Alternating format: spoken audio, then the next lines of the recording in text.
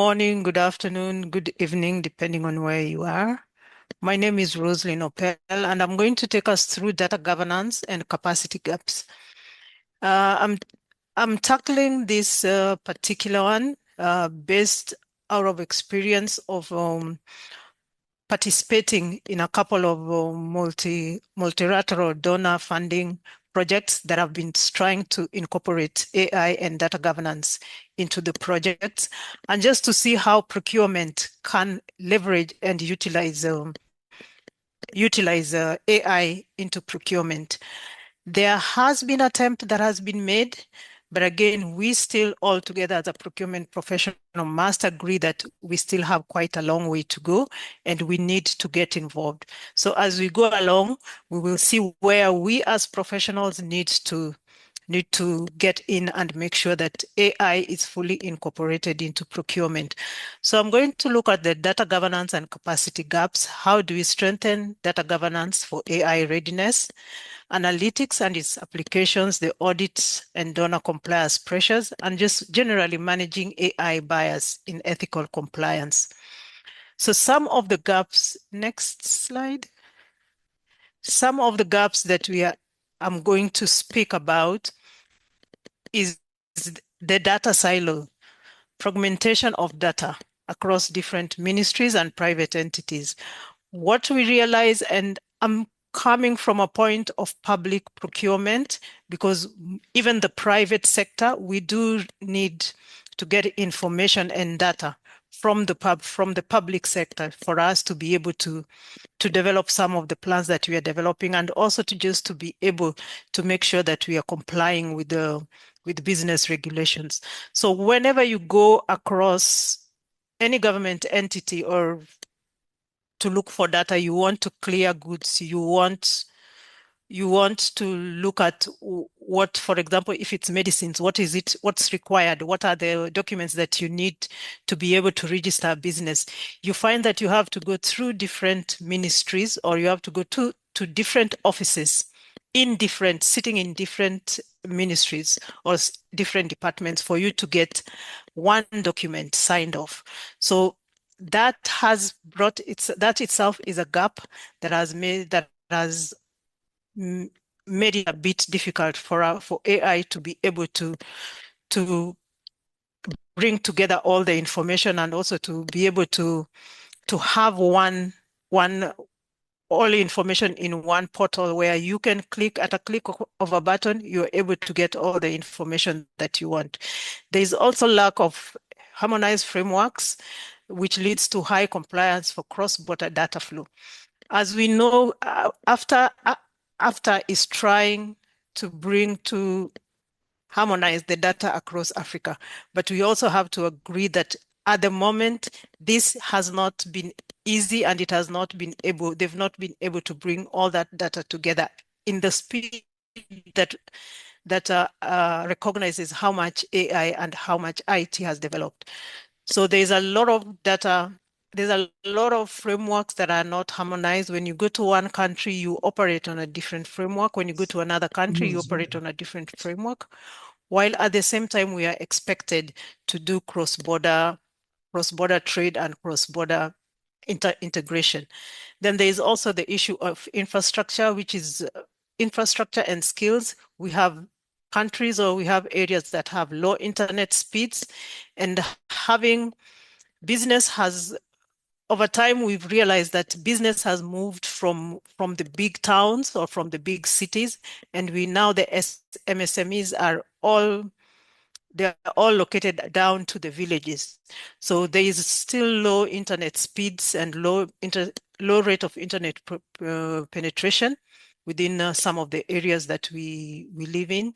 But there is also shortage of careered or people who understand both supply chain logistics and data science.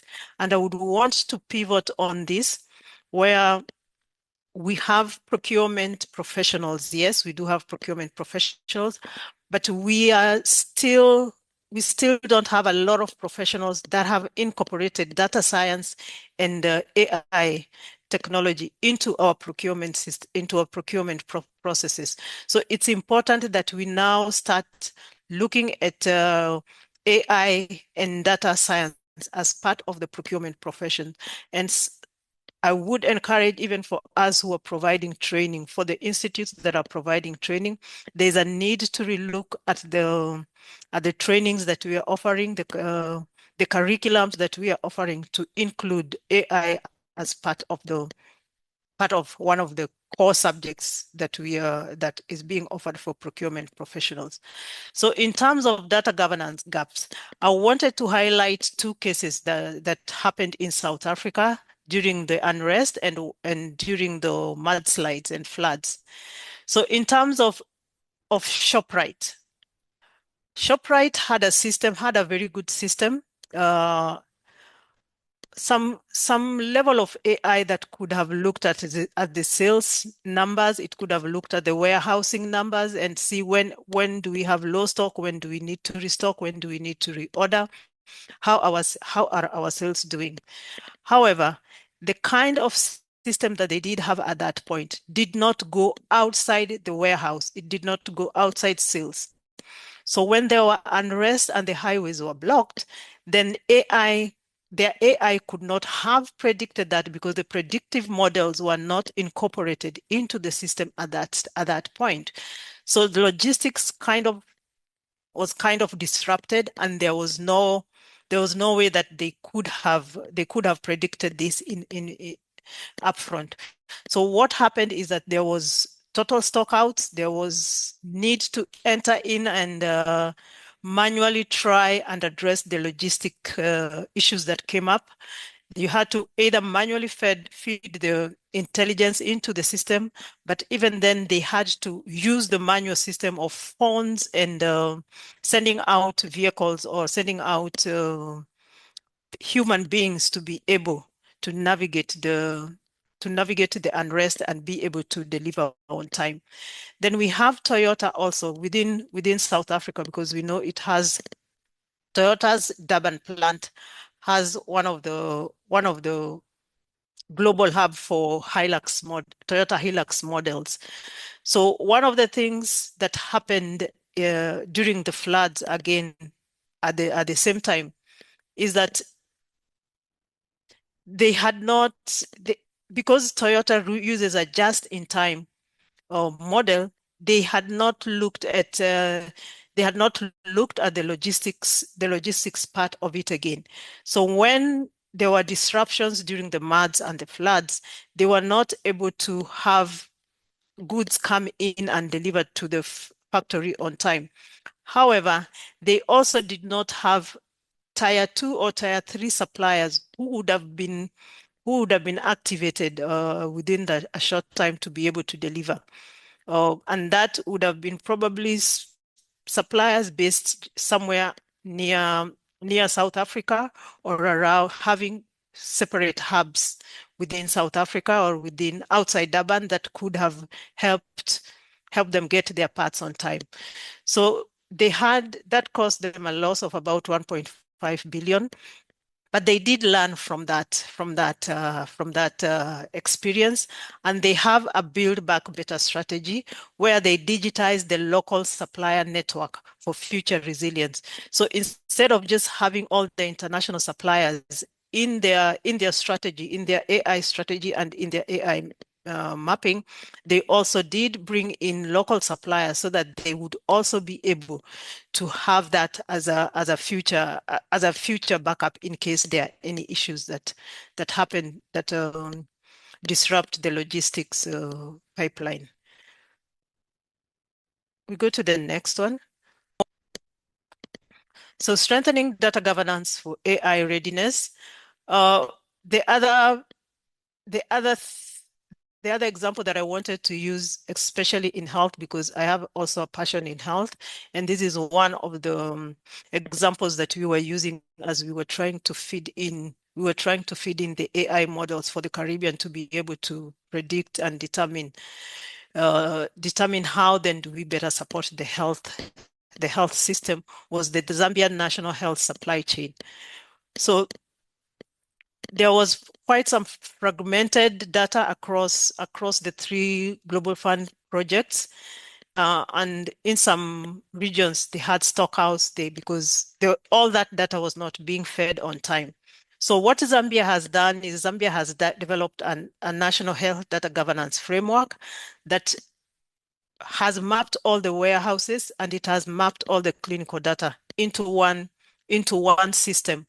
And all the hubs that collect all this data have also been facilitated with the solar powered and connectivity so that there is real time data flow into the national center. This led to a 90% compliance with national data. And also it did reduce the reporting time. And also there's a lot of visibility right now in Zambia in terms of their health supply chain systems, and they're able to see the inventory across the country. Most of our countries, I know most of the African countries have developed a system, but I think as procurement persons, we need to be more deliberate in terms of using those systems and being the champions and advancing those systems. The next one. So I'm going to look again at procurement analytics and how do we apply the procurement analytics. So the spend analysis. So we have the AI-driven categorization of Maverick spend to identify cost saving opportunities. So what AI, some of the benefits of AI, some of the benefits that AI could help us is being able to collate all the data as we procure and as we do our procurement on a regular basis. AI is able to aggregate all this data and give us an analysis of how we are spending, where we are spending, what are the suppliers, what is the lead time. So it looks at the spending versus the lead time. So AI is not only about spending, because ideally our traditional procurement, the way we were trained was that procurement is supposed to deliver savings.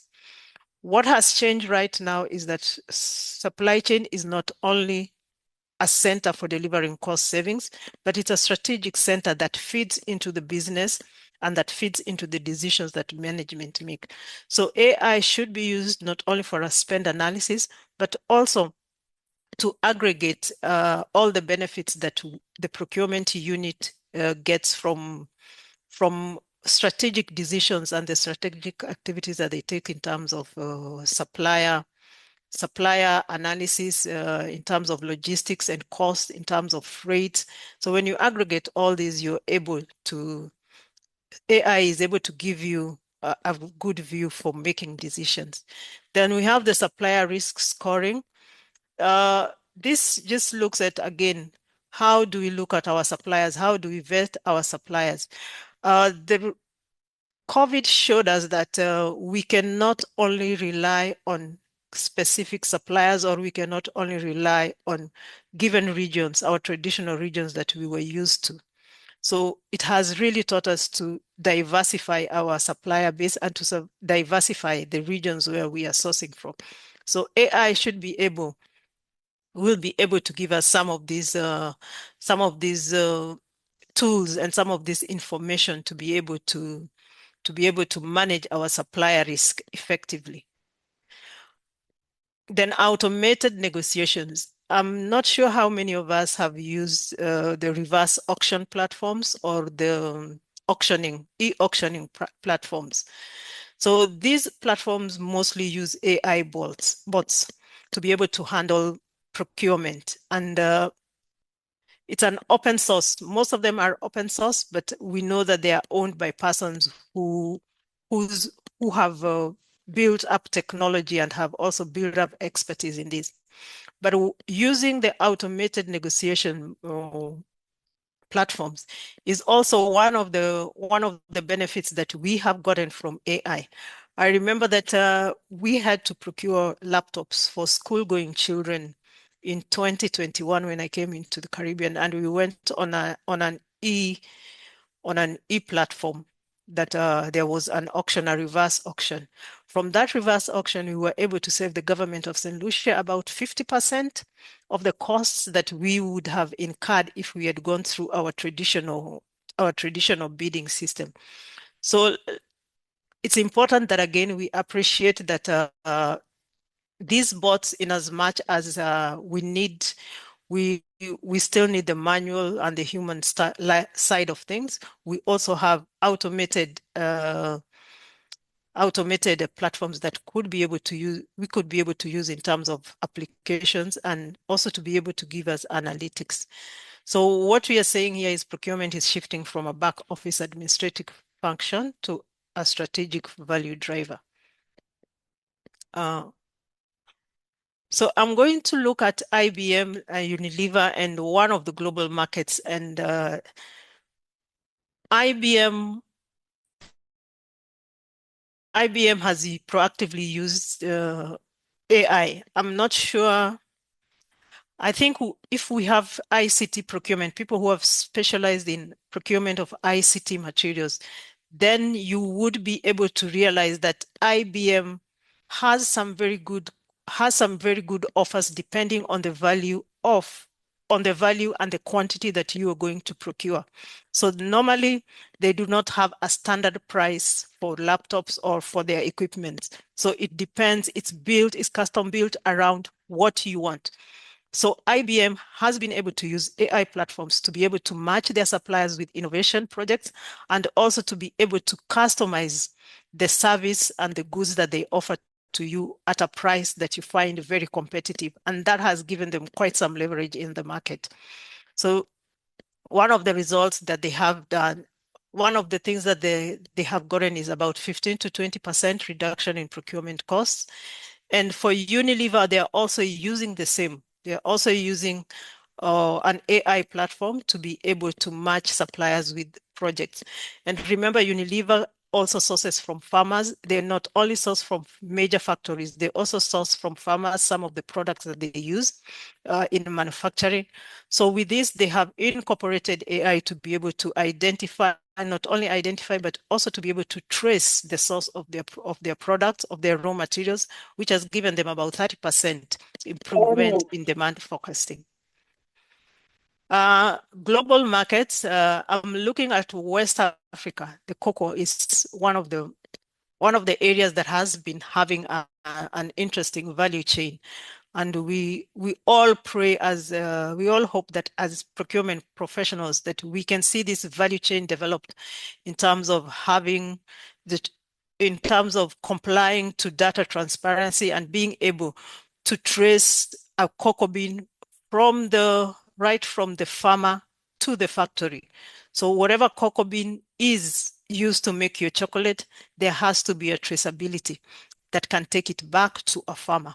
So these are some of the ways that procurement can support and can be involved in analytics and applications through AI.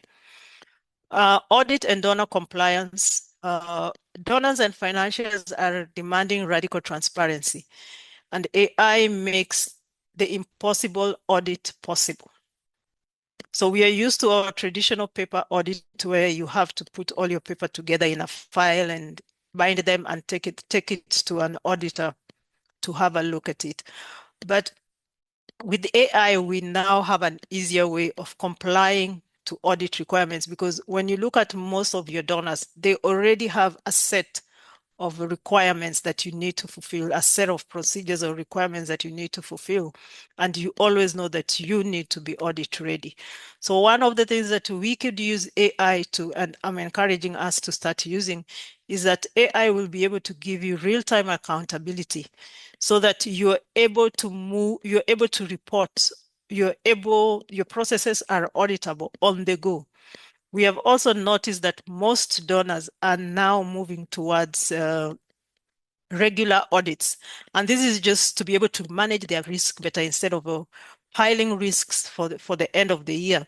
Then they are able to identify risks maybe in every quarter or every 6 months, and then you're able to modify and change. So AI is able to help us with real-time accountability. And again, what I said in terms of cocoa, there's the traceability. for cocoa, and also there's traceability for the last mile in terms of health. We are able to trace medicines right from the client.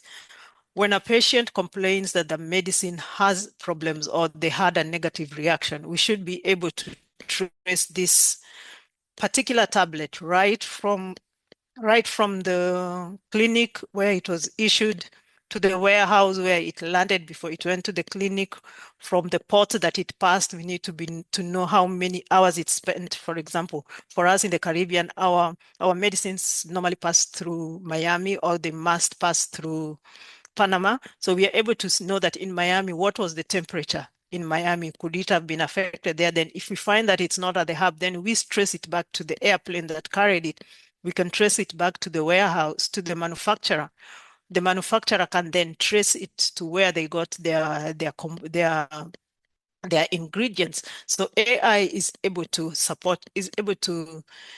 help us in traceability. So anomaly detection, AI flags suspicious in terms of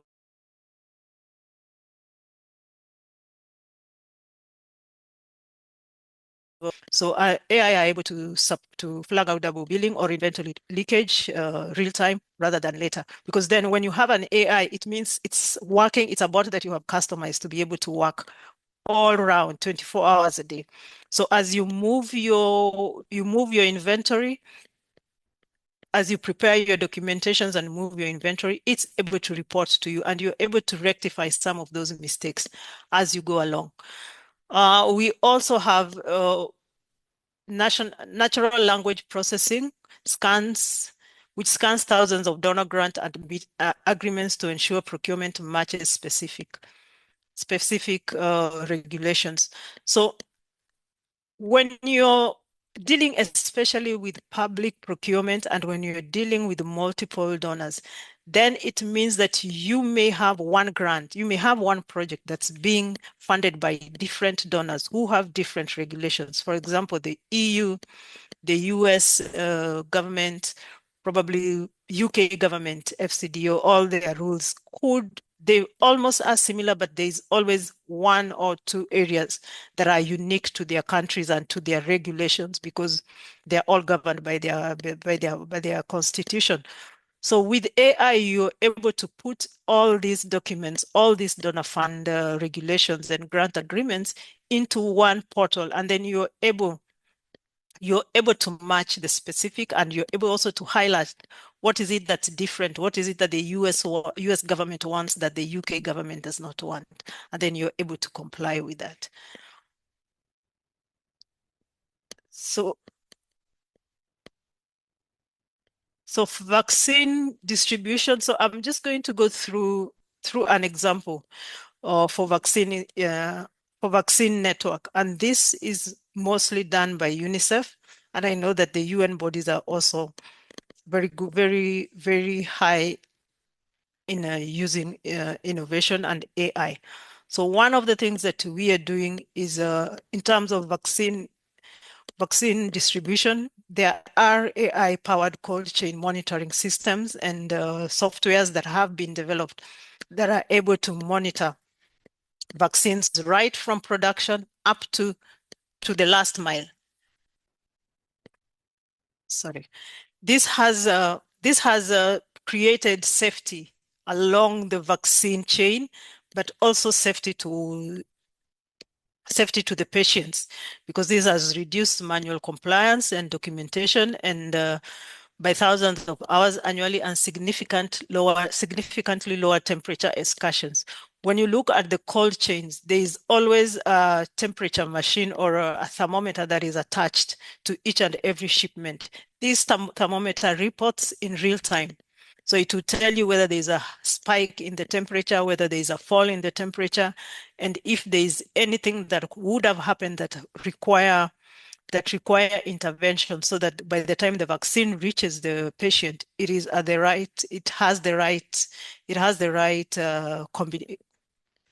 the right temperature, and it's of the right mixture. So what most of the vaccine logistics industry has done is that they have fully incorporated AI. So right now, there are no vaccines that are being shipped that are not traceable, which is a good thing. However, as procurement persons, then we need to get involved in this system, because what I see is that we leave this to the warehouse. As a buyer, I would assume that that's the domain of the warehouse person, or it is the domain of the pharmacy. As procurement persons, we need to be able to feed into this process and into this program, because then it also feeds into our forecasting, it feeds into our lead times, and it feeds into the advisory that we are giving the users or the requesters within our organizations. Next. So how do we manage AI bias and ethical compliance? So some of the sources of bias, I think the first two speakers spoke about them, so I will not belabor that very much. But again, it will say the algorithms that are trained on Western logistics data. And also we have historical data bias. If past procurement favored urban centers over rural ones, if they favored one region to the other, then that inequality persists. And again, this is where part of the mitigation strategy is involving ourselves. We as the procurement persons, we need to be able to build that capacity to be able to involve ourselves in that human loop. Yeah, we need to involve ourselves in that human loop so that we feed into the AI algorithm. One of the things that I've been doing in the past 3 or 4 years together with World Bank and CDB is be able to feed into the Caribbean algorithm the uniqueness and the uniqueness and the contextual procurement and procurement needs and procurement data of the region, so that we are able to develop an AI algorithm that understands what the Caribbean is doing. The other thing that I did, I think, with AU was also to try and contextualize some of the data to be able to read what is unique in Africa. So I want to belabor that again and say that procurement experts, we need to upskill in terms of AI so that we can teach these models, we can input into the models so that they can be able to give us the results that we want. The next one.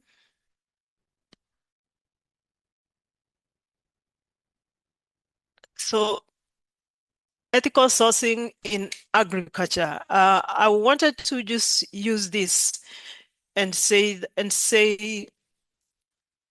just to bring across the point on how AI can be able to help us with ethical sourcing. And again, I know that as procurement professionals, when it comes to some of these areas of specialization, agriculture and health, we normally do default to the persons who have studied agriculture and health. But again, this conversation around AI brings to the fore the need for us to be able to adapt, to be adaptable, to be able to scale up, and to be able to to think beyond our comfort zone, which is just buying and making decisions around procurement, but to be able to understand how the other areas uh, that we do support as procurement operate. So for this slide, it wasn't more of explaining the EU Green Deals, but it was more about highlighting to the procurement professions that yes, there are AI programs that are also working into traceability. So as you procure, you need to be aware that at some point you may be called upon, or there may be need for you to be able to trace back what you procured from the manufacturer, and make sure that you are able to articulate to the manufacturer why the manufacturer needs to be able to trace their raw materials down up to the farmer or to the person who they sourced the raw materials comes from. So this is just for us to be able to understand how those biases occur, because when you're seated, for example, in Nairobi, you may feed an algorithm into AI that provides traceability, a city context traceability, forgetting that whatever you bought, for example, if it's a box of milk, you forget that what you bought, the box of milk you bought came from a farmer right outside the city. So that's where ethical sourcing, AI and procurement, ethical sourcing, AI and procurement combine and collide. So as professionals, we need to be aware of the biases and the ethical compliance that we need. So my final question to all the participants, is your data pipeline clean enough to be trusted? And is your team empowered enough to say no to a biased algorithm? I'm hoping that you can answer, you can go and review, have a conversation with the organization, have a conversation as a region, have a conversation as a body of procurement, so that we can be able to we can be able to look at our data pipeline. We must be very active in giving AI the data that it needs, so that we all feed into AI. IT professionals have used AI very well, and they have fed AI into, they have fed the information that they want into AI for them to be able to develop a website. Right now, I'm not an IT person, but I'm able to go into AI, into the bots, and be able to develop a website. That does not make me an an IT profession, but it just tells me that the IT persons have really worked to make sure that AI speaks to their profession and speaks to them. So what I'm saying again is we absolutely need to build an African-centric AI. However, the goal is not to build a perfect AI, because we will never build a perfect AI. Situation changes, emergencies happen, context change. So we need to be able to build a governed AI where we are able to it's ethical and is able to respond to our needs. Then success in the African supply chain will depend on our ability to clean our data pipelines and upskill our workforce to act as the ultimate ethical filter.